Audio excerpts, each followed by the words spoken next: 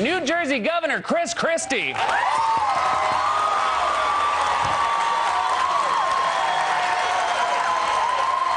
I'd like to thank some people. I'd like to thank the Red Cross and first responders.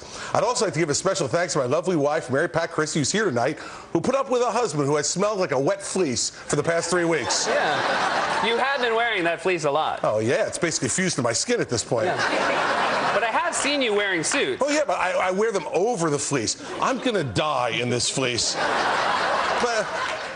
But that's okay. It's a good fleece. It is a good fleece. Stop saying things I've already said. All right, okay. Governor Chris Christie and his famous fleece on Saturday Night Live. And it's funny because it's true. The governor's been fighting for weeks to bring back New Jersey, back from Hurricane Sandy that devastated a huge part of the state. And the voters are noticing. Christie's favorability rating is now at 67%, up 15 points since the storm. You don't see that much in American politics. In a state dominated by Democrats, a state the president won by 17 points. The message is clear. Voters want action, not blind partisanship. Here's what they're saying. Do your job, find common ground, do it together. You'd think other Republicans would be getting the hint. But there's the problem. Take a look at the Republican so-called leaders who is in charge. Who's in charge here? Not Marco Rubio, not the rejected VP candidate Paul Ryan. Bobby Jindal's making noise lately, but it's not him. Mitch, #1 goal McConnell, isn't it? And Speaker John Boehner is certainly not in charge. That leaves two. Chris Christie and Rush Limbaugh, the take-charge governor who's getting high marks from Democrats versus the hard-right radio talk show host. How does this GOP movie end? Joining me now is Zerlina Maxwell, political analyst and contributor to the Griot, and Democratic strategist Margie O'Mara. Thanks to both of you for being here tonight. Good evening, Reverend. Zerlina, let me start with you. The GOP has a real Rush problem. How do you see this ending? I don't know. I mean, in 2009, James Carville did a poll and found that Rush Limbaugh, many people find that Rush Limbaugh is the leader of the Republican Party, and that has not changed over the course of 4 years. Rush Limbaugh doesn't have to run for any office, and so he's beholden to no one except advertisers and viewers. And so elected officials on the Republican side need to stand up to Limbaugh first before they can really go out and get more votes in the broader sector of the electorate. Well, Margie, is it risky for a Republican to stand up to Limbaugh when he's popular in the base and there's no guarantee that they would be able to broaden their support unless the Christie example on standing up with the president and doing his job becomes a new model for how Republicans can say, you know, maybe this is not as risky as I thought? I don't think it's risky. I mean, look, you're trying to reach more voters. You have to love the voter in order to be able to talk to the voter. And if you are, as an elected official, beholden to Rush Limbaugh, who really puts it, you know, pitting one group of voters versus another. That's his MO. And when he's talking about Chris Christie, he's talking about banishing people in the party for simply the optics of being bipartisan on an issue that could not be more bipartisan or nonpartisan, that is emergency relief, right? And so if the Republican Party wants to take cues from Rush Limbaugh and banish people for seeming too bipartisan in emergencies, that's really not a good way to attract more people across party lines, and which is what you need to win elections. Now, Zerlina, Eric Boehlert at Media Matters says that GOP doesn't have a Mitt Romney problem, it has a conservative media problem. Quote, the split over Romney's gift remark highlights the larger divide within the conservative movement between two distinct camps.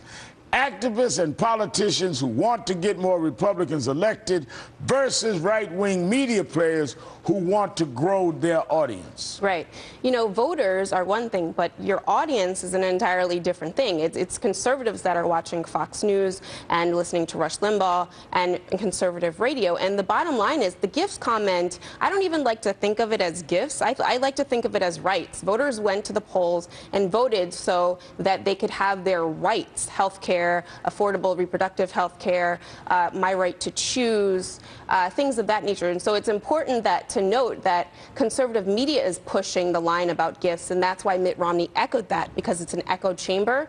But voters went to the polls and exercised their right to vote in order to protect fundamental constitutional rights that are guaranteed to them. Well, isn't it true, Marge, that everyone votes based on their interest, and that there's really some code language there calling it gifts, like giveaways, like handouts, when everyone votes their interest? Those are not gifts. That is why you vote in any democratic process. You vote for the people that you feel stand for what you believe and stand for the interests that you want to see served, whether you personally need them or not. Right. It certainly, I mean, one person's gifts is another person's policy. One person's gifts is another person, somebody who actually cares about me, as opposed to saying publicly, I don't really care, those people don't care about me and I don't care about them. And it's not just about who's going to provide me with X, Y, and Z, or this dollar amount or this benefit. It's about who people think will actually fight for them and supports them and likes them. And when you have this really divisive language, when you have this prioritizing of partisanship, hyper-partisanship, and bickering and fighting and nastiness and negativity, voters just really reject it. And that's why Congress had record low approval. That's why Barack Obama got reelected. And that's why you're seeing all this infighting in the Republican Party right now. And I'd mention one other thing. Chris Christie is actually seeing a lot of benefit in the polls from his behavior in the last few weeks before the election, where New York City voters say they really favored his handling of the Hurricane Sandy crisis. And it's not even based on what you get personally. I don't live in New Jersey, but I respected what Christie did, and I'm not a Christie fan. I'm not a woman, but I was outraged by the Warren women, the Republicans. This was not a gift, it's interest. But if you saw how the Republican pundits went after Christie for what he did, let me show you some of it. We cannot be cowed by them. We have to, when they say things that are culturally insensitive and stupid, we need to go after them and say, this is not right. We got to stand up. We need some real leadership within the party that say, you know, you are alienating voters that we want to attract. Knock it off. We've got to get a kind of a party view of America that's not right out of Rush Limbaugh's dream journal. Who is and who is not conservative should not be defined around who agrees with whatever outrageousness comes out of the mouth of these talk radio hosts. Right.